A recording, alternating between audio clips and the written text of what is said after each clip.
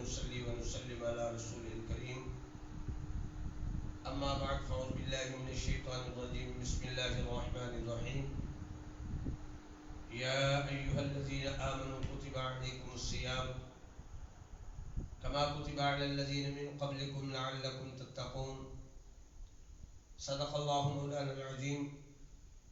إن الله وملائكته يصلون على النبي يا أيها الذين آمنوا صلوا عليه وسلموا تسليما اللهم صل على سيدنا ومولانا محمد وعلى آل سيدنا ومولانا محمد وبارك وسلم الصلاة والسلام عليك يا سيدي يا رسول الله الصلاة والسلام عليك يا سيدي يا حبيب الله الصلاة والسلام عليك يا شفيع المذنبين الصلاة والسلام عليك يا رحمة للعالمين وعلى آلك وأصحابك يا خاتم النبيين. اللہ تبارک و تعالیٰ کی بے شمار حمد و ثنا کے بعد آقا دو عالم فخر دو عالم امام الانبیاء سید المرسلین تاجدار مدینہ سرور سینہ آمنہ کے لال امت کے غمخوار جناب احمد مجتبی حضرت محمد مصطفیٰ صلی اللہ تعالی علیہ وسلم کی ذات بابرکت پر بے شمار کروڑوں درود و سلام کے تحفوں کے بعد نہایت واجب الاحترام ناظرین و سامعین، درس قرآن پاک میں بندہ ناچیز حاضر ہے. سلسلہ گفتگو ماہ رمضان المبارک کے حوالے سے قرآن مجید کی آیت پاک کے روح سے عرض کروں گا کہ خالق کی کائنات نے رمضان المبارک کا مہینہ جو اپنے پیارے محبوب صلی اللہ علیہ وسلم کے صدقے میں ہمیں عطا کیا، اس میں ہمارے لیے بے شمار برکتیں ہیں، رحمتیں ہیں، اور پوری امت مومنین کے لیے، ماننے والوں کے لیے، احترام کرنے والوں کے لیے، روزے رکھنے والوں کے لیے، قرآن مجید کی تلاوت کرنے والوں کے لیے، غمخواری اور ہمدردی کا جذبے کا اظہار کرنے والوں کے لیے گویا یہ بخشش و مغفرت کا ایک مجدہ ہے. ماہ رمضان المبارک جو کہ تقریباً نصف رمضان المبارک ختم ہو چکا ہے اور یہ اپنے منزل کی طرف گامزن ہے. خوش نصیب ہے وہ لوگ، لائق مبارک ہے وہ لوگ جو اس سے فائدہ اٹھا رہے ہیں، ماہ رمضان المبارک کے روزے رکھتے ہیں، راتوں کو قیام کرتے ہیں، قرآن مجید کی تلاوت کرتے، سنتے اور سناتے ہیں. یہ اللہ کا مہمان جو اللہ رب العزت نے مصطفیٰ کے صدقے ہمیں عطا کیا، یہ راضی ہو کر واپس رب کی بارگاہ میں جا کر ہماری گواہی پیش کرے گا. کس نے کیا معاملہ کیا، کس نے احترام کیا، کس نے روزے رکھے ہیں، کس نے قیام کیا ہے، اور کس نے اس کو، اس مہمان کی عزت نہیں کی ہے، بے ادبی کی ہے، احترام نہیں کیا ہے، روزوں کو ترک کیا ہے، نمازوں کو ضائع کیا ہے. اس نے سب گواہیاں رب کی بارگاہ میں پیش کرنی ہے. ناظرین کرام، درس قرآن کا مقصد لمحہ فکریہ دینا ہے اور ترغیب و ترہیب کا مقصد ہے کہ ہمیں سوچ پیدا ہونی چاہیے اور ہمیں فکر کرنی چاہیے، اور اللہ کی دی ہوئی یہ نعمت جو ہمیں زندگی ملی ہے اور اس کے دن اور راتیں ملی ہیں، اور یہ زندگی کا جو اللہ نے ہمیں موقع عطا کیا ہے، اس کو ضائع نہیں کرنا ہے، اس سے فائدہ اٹھانا ہے. اسی ماہ مقدس کے اندر انبیاء کرام علیہ السلام، اہل عزت و احترام اور مقام کے حامل اولو العزم انبیاء، جن کے اوپر اللہ نے اپنی کتابیں نازل فرمائیں. حضرت موسیٰ علیہ السلام پر تورات اسی مہینے میں نازل ہوئی، اور حضرت داؤد علیہ السلام پر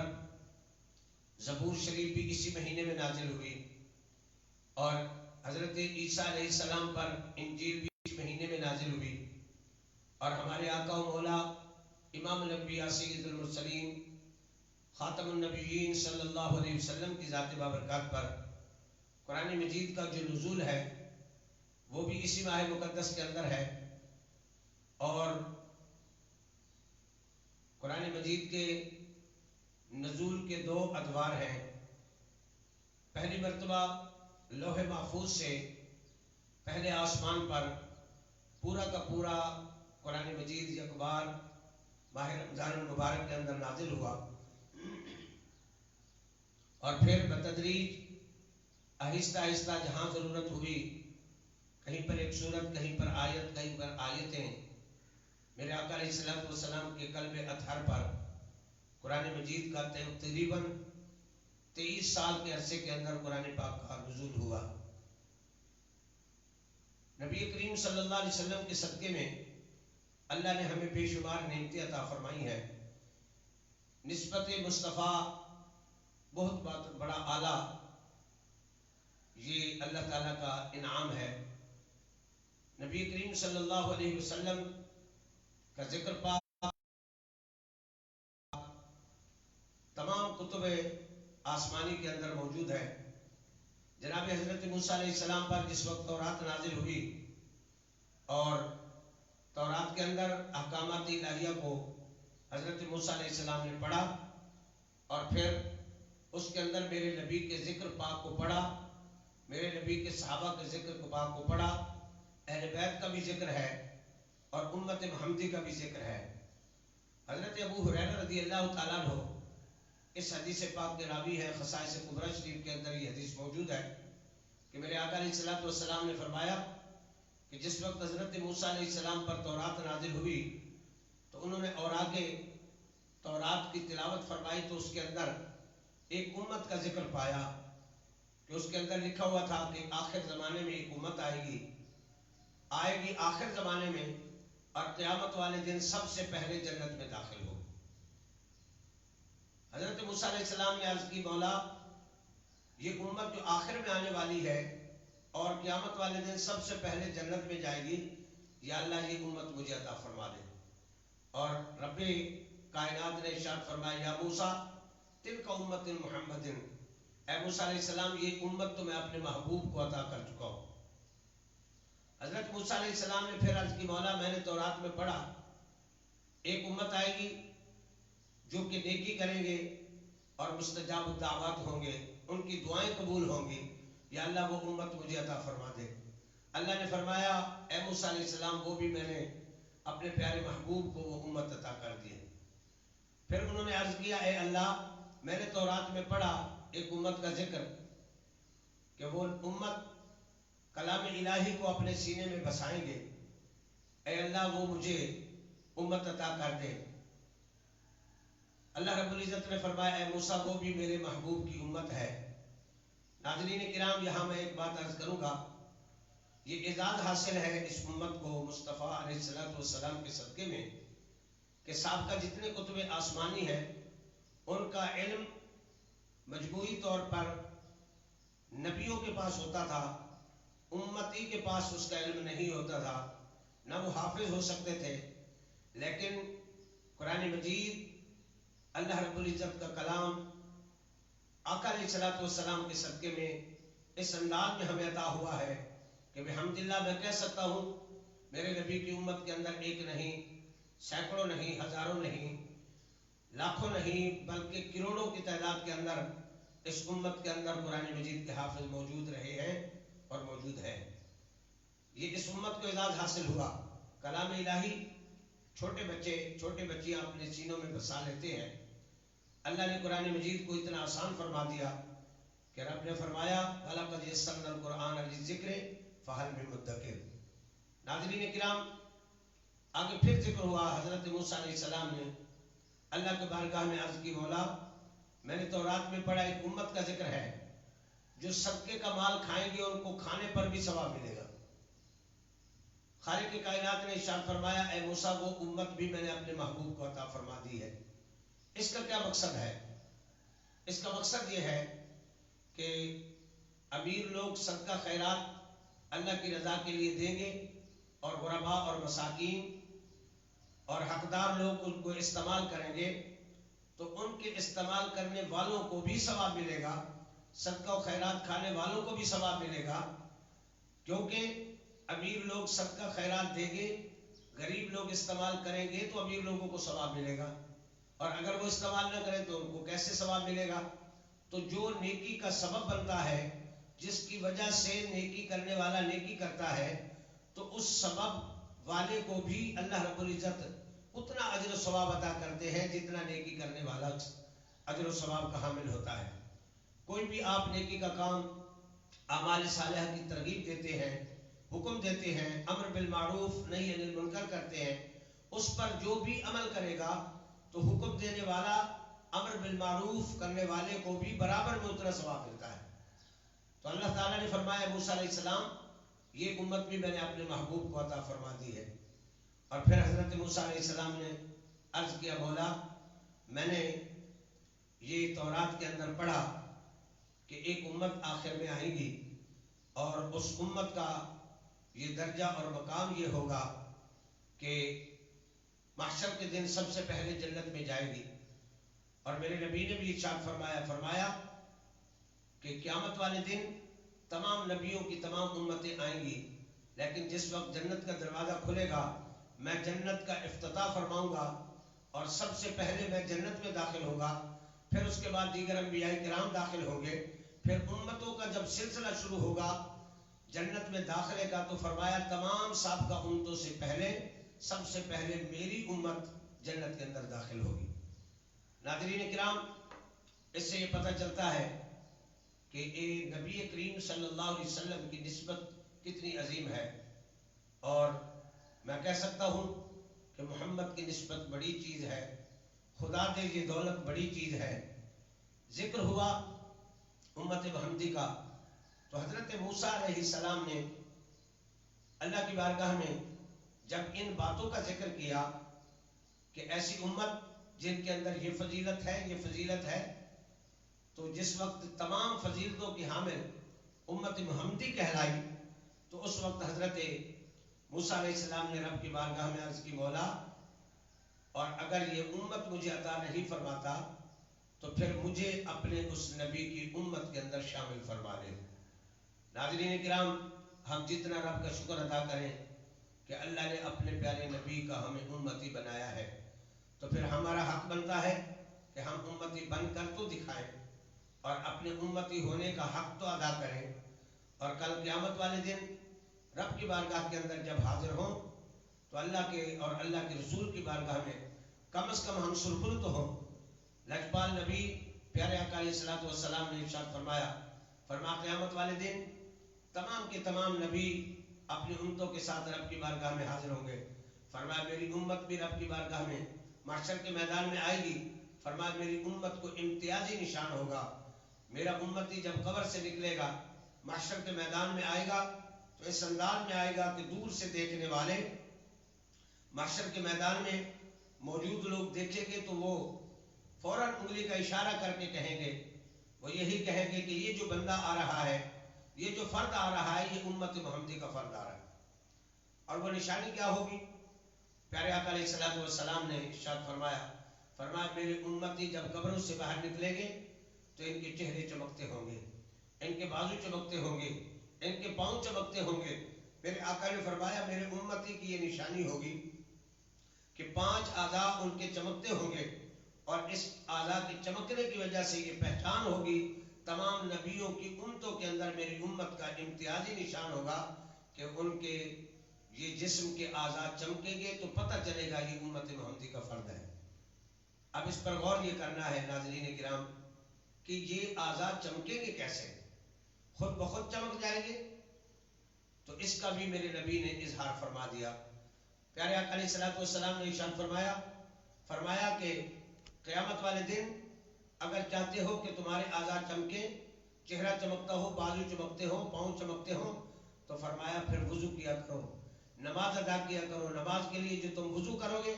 فرمایا تمہارے اس وضو کے آثار سے قیامت والے دن تمہارے اعضاء چمکیں گے۔ ناظرین و سامعین کرام، اس پر غور کریں کہ قیامت والے دن رب کی بارگاہ میں اور اللہ کے پیارے رسول صلی اللہ علیہ وسلم کی بارگاہ میں ہم نے سرخرو ہونا ہے کہ اس انداز میں کہ پتہ چلے کہ امت محمدی کا فرد آ رہا ہے۔ تو اس کے لیے لازمی ہے نبی کے طریقے پر چلیں، آقا علیہ الصلوۃ والسلام کی سنتوں کو اپنائیں، رسول اللہ صلی اللہ علیہ وسلم کے حکم کی تعمیل کریں اور نماز کی پابندی کریں۔ لامحال جب نمازی بنیں گے تو طہارت بھی کریں گے، تو جب طہارت کریں گے تو وضو کے اندر ہم نے یہ اعضاء کو دھونا ہے، اس کی وجہ سے قیامت والے دن انشاءاللہ اللہ کے فضل و کرم سے ہمارے اعضاء چمکیں گے۔ اگر ہم وضو نہیں کریں گے، نمازیں نہیں پڑھیں گے تو قیامت والے دن کیا بنے گا؟ اللہ کے پیارے رسول صلی اللہ علیہ وسلم نے اپنی امتی کی نشانی بتا دی۔ اگر قیامت والے دن ایسا ہوا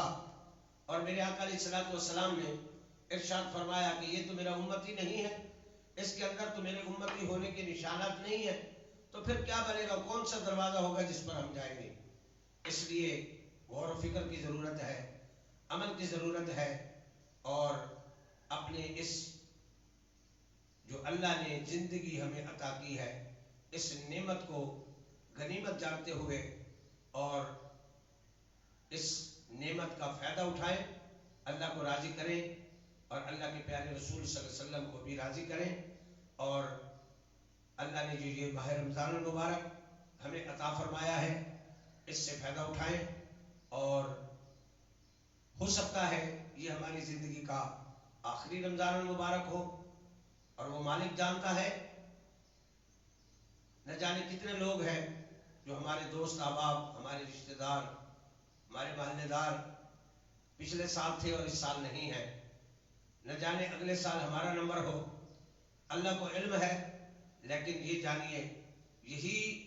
زندگی کا وتیرہ بنائیں، ہر دن کو اپنی زندگی کا آخری دن سمجھتے ہوئے، ہر مہینے کو اپنی زندگی کا آخری مہینہ سمجھتے ہوئے، ہر ہفتے کو اپنی زندگی کا آخری ہفتہ سمجھتے ہوئے، ہر سال کو اپنی زندگی کا آخری سال سمجھتے ہوئے اس سے فائدہ اٹھائیں، اللہ کی عبادت کریں، اللہ کی بارگاہ کے اندر توبہ استغفار کریں، اور یہ جانیں کہ پھر نہ جانے ہمیں نصیب ہو یا نہ ہو، تو اس سے فائدہ اٹھاتے ہوئے اللہ کا ذکر کرتے رہیں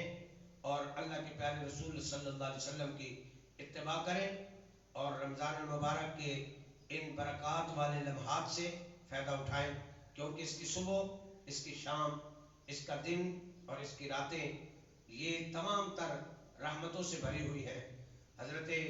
ابو مسعود رضی اللہ تعالی عنہ یہ راوی ہے اس حدیث پاک کے کہ نبی کریم صلی اللہ علیہ وسلم نے فرمایا کہ جب رمضان المبارک کی پہلی رات آتی ہے